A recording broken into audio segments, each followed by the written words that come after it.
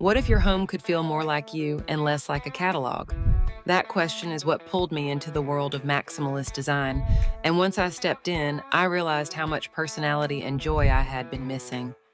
Stay with me until the end because I'm going to show you how to move beyond beige and start embracing maximalist principles in a way that feels bold but still livable. By the time we wrap up, you will know how to layer color, pattern, texture, and story without feeling overwhelmed. Maximalism gets a bad reputation. People hear the word and picture clutter or chaos, but that is not what true maximalism is about. At its core, maximalism is about expression. It is about surrounding yourself with things that make you feel something. It's about letting your home reflect your memories, your travels, your quirks, your humor, your history. Beige can be safe, but it rarely tells the story. Maximalism invites you to tell yours. I like to think of maximalism as a conversation between your personality and your space. The first step is figuring out what you actually love, not what is trending, not what influencers say you should buy, what you love. I usually start by paying attention to the things I am naturally drawn to. A color that keeps showing up in my wardrobe, a pattern I cannot stop staring at, a piece of art that makes me smile every time I walk past it. These little clues help shape the direction of the room. Color is usually the first place people get nervous, but it does not have to be scary. You do not need to paint every wall a different shade of neon.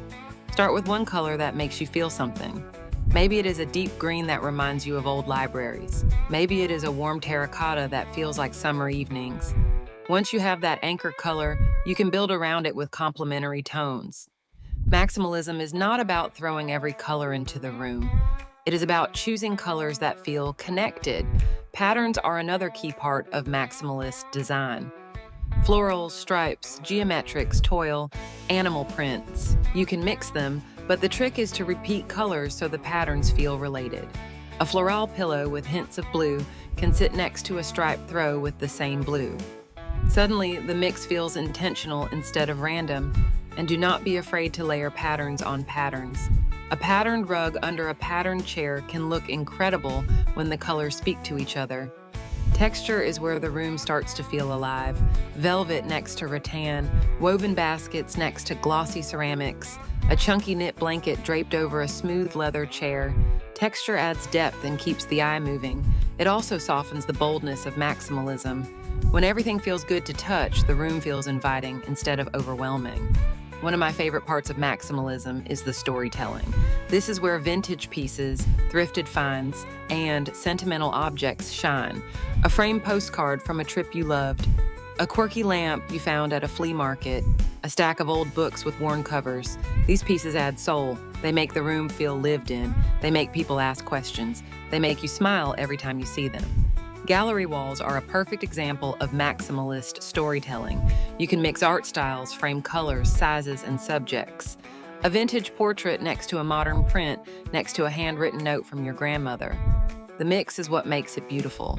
The key is to keep the spacing consistent so the wall feels cohesive even when the art is eclectic. Furniture in a maximalist space does not need to match. In fact, matching sets can make the room feel flat. Mix eras, mix shapes, mix finishes. A mid-century chair next to a rustic side table next to a modern lamp can look incredible when the colors tie together. Maximalism gives you permission to break the rules, cells that never made sense in the first place.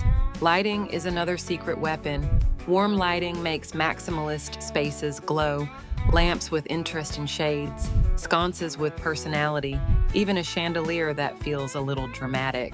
Light creates mood, and mood is everything in a maximalist room.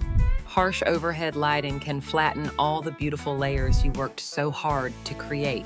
Maximalism also thrives on contrast. A bold wall color next to a soft textile, a shiny brass lamp next to a weathered wood table, a delicate floral print next to a heavy velvet curtain. These contrasts create energy. They make the room feel alive. They keep your eye moving from one moment to the next. And even with all that richness, maximalism still needs breathing room. You do not need to fill every corner. You do not need to cover every surface. A few empty spaces help the eye rest and make the bold moments feel even bolder.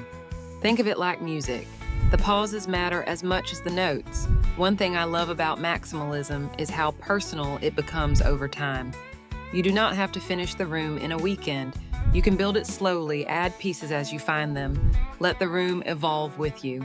A maximalist space grows like a story, chapter by chapter, and that is what makes it feel so alive. The real takeaway is that maximalist design is not about buying more. It is about choosing pieces that feel meaningful. It is about color that excites you, patterns that energize you, textures that comfort you, and objects that tell your story. When you embrace maximalism, your home stops being a backdrop and starts becoming a reflection of who you are. What part of your home do you think is ready for a little maximalist personality?